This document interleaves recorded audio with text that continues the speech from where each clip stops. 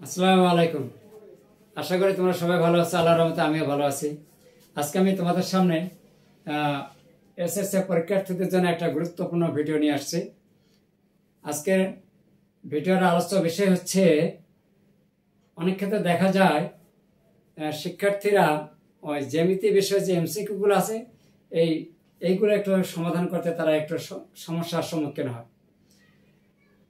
আমরা আজকে তা সহজভাবে কিভাবে করবো তা ভিডিও ক্লাসের মাধ্যমে দেখাবো। তোমরা যদি শুরু থেকে শেষ পর্যন্ত থাকো, আশা করি তোমাদের অনেকটা উপকার হবে। আমি আজকে তোমাদের সামনে যে প্রশ্নটা আর কি এমসিকিউর মাধ্যমে সলিউশন করে দেখাবো তা লিখে রাখছে। অকেন্দ্র বিশিষ্ট বৃত্তে ও সি অর্থাৎ ও সি 3 সেন্টিমিটার এবং এবি হচ্ছে 8 সেন্টিমিটার। বৃত্তের ব্যাসার্ধ কত, এটা আমরা বের করবো আর কি। বৃত্তের ব্যাসার্ধ কত, তাহলে এবি যদি 8 সেন্টিমিটার হয় তাহলে এখানে ওবিটা কত হবে? তাহলে অবশ্যই এখানে দেওয়া আছে ও সি হচ্ছে 3 সেন্টিমিটার। যেহেতু ওসি লম্ব এবি, যেহেতু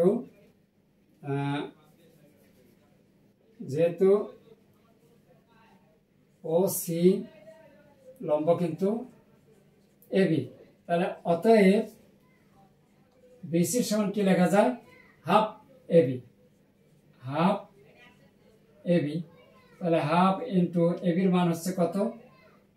এখানে দেওয়া আছে এবির মান দেওয়া আছে 8 সেন্টিমিটার। 8, তাহলে এখানে বিসির মান পাওয়া গেল 4 সেন্টিমিটার।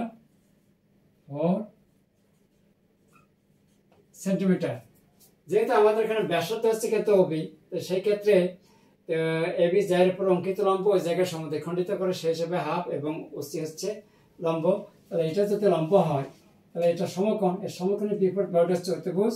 তাহলে অতএব এখানে ওবি, তাহলে ওবি সমান কি লেখা যাবে? রুট লম্ব স্কয়ার যোগ ভূমি স্কয়ার। তাহলে এখানে লম্ব হচ্ছে ওসি স্কয়ার আর ভূমি হচ্ছে বিসি স্কয়ার। তাহলে আমাদের এখানে ওসি এর মান কত? রুট 3 স্কয়ার প্লাস বিসি এর মান হচ্ছে 4 স্কয়ার। তাহলে এখানে কত আসে? 9 প্লাস কত? 16 রুট 25 সমান কত? 5 সেন্টিমিটার।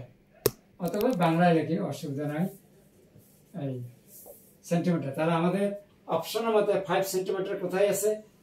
ক আর খ 6 সেন্টিমিটার, গ হচ্ছে 5 সেন্টিমিটার। তাহলে এইটা হচ্ছে আমাদের উত্তর। আশা করি তোমরা বুঝতে পেরেছো। তাহলে আমাদের সমস্যা হলো, বা তোমাদের সমস্যা হচ্ছে, জ্যামিতির ক্ষেত্রে যদি আমরা কখনো এমসিকিউ সলিউশন করতে যাই সেই ক্ষেত্রে তোমাদের বেসিকগুলো একটু কম জানা থাকে, এই জন্য তোমাদের সমস্যা হয় বা তোমরা সমস্যার সম্মুখীন হও। তো তোমাদের বেসিকগুলো ক্লিয়ার থাকলে আশা করি আল্লাহর রহমতে তোমাদের কোনো সমস্যা আর হবে না। সমস্যা খুব সহজে সমাধান হয়ে যাবে। এই আশা করবো তোমরা বেসিকগুলো ক্লিয়ার করার জন্য চেষ্টা করবে। এই ছিল আমার আজকে তোমাদের এমসিকিউ সলিউশন করার জন্য ভিডিও। আশা করি তোমরা বুঝতে পেরেছো। ভিডিওটি কেমন লেগেছে তা অবশ্যই কমেন্টস করে জানিয়ে দেবে। সেই সাথে অন্যদেরকে জানার জন্য একটু বেশি করে শেয়ার আর একটা কমেন্টস করে দিয়ে দেবে। ধন্যবাদ সবাইকে, ভালো থাকবেন। আল্লাহ হাফেজ।